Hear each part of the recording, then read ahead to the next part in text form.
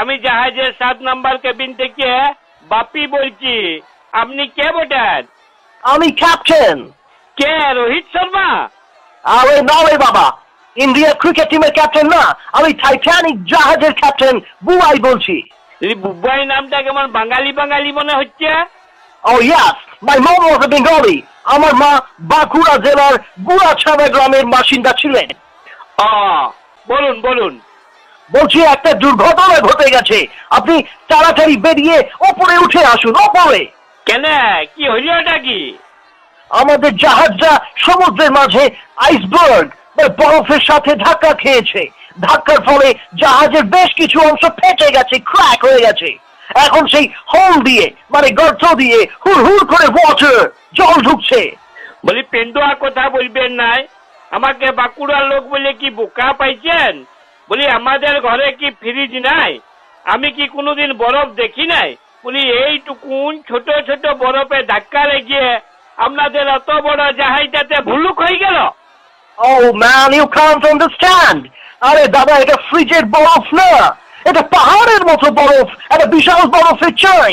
আবার পেন্ডুয়া কথা, বলি অত বড় কারো ফ্রিজেই নাই তো অত বড় বরফ কোথা থেকে আসবে?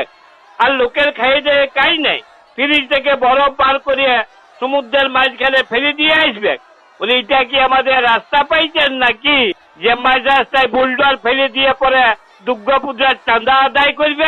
বেশ কথা বলেন মশাই আপনি। এখন ওইসব কথা রাখুন, তাড়াতাড়ি ওপরে উঠে আসুন, আমাদেরকে লাইফ বোটে চেপে নিচে নেমে যেতে হবে। কেন, আবার উপরে উঠে আসুন নিচে নেমে যেতে হবে? গুসা গলাবার কি বটে? আপনারা যেখানে ভুলুক হয়েছে তার পাশে আরেকটা বড় দেখে ভুলুক করে দেন, একদিকে জল ঢুকবে আর একদিকে জল বেরিয়ে যাবে। Oh, to hell with your idea! আরে আরেক দিকে যদি একটা বড় হোল করে দিই, সেদিক দিয়ে তো জল ঢুকতে পারে। দূর বসায়, আপনি কিছুই জানেন না। আমাদের দুর্গা পূজার প্যান্ডেল গুলা দেখবেন, হড়ড় হড়ড় করে বানের মতন লোক আছে। বলি একদিকে প্রবেশ আর একদিকে প্রস্থান লিখে দিবেন। Oh, come on, আপনি বুঝছেন না, আপনি ওসব বাদ দিন তো, আপনি তাড়াতাড়ি আসুন। রংবাজি পাইছেন নাকি? বলি আমার পুরো ভাড়া দিয়েছি, মাঝপথে কেলে নামবো? আপনারা কি আমাকে অর্ধেক ভাড়া ফেরত দিবেন? আর এইখানে নেমে পরে অন্য জায়গায় যাবার আমি মেল গাড়ি পাবো?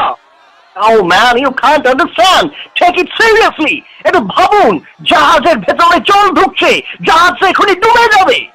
আর এইখানে নেমে গেলে তো আমার পুরো টাকাটাই ডুবে যাবে।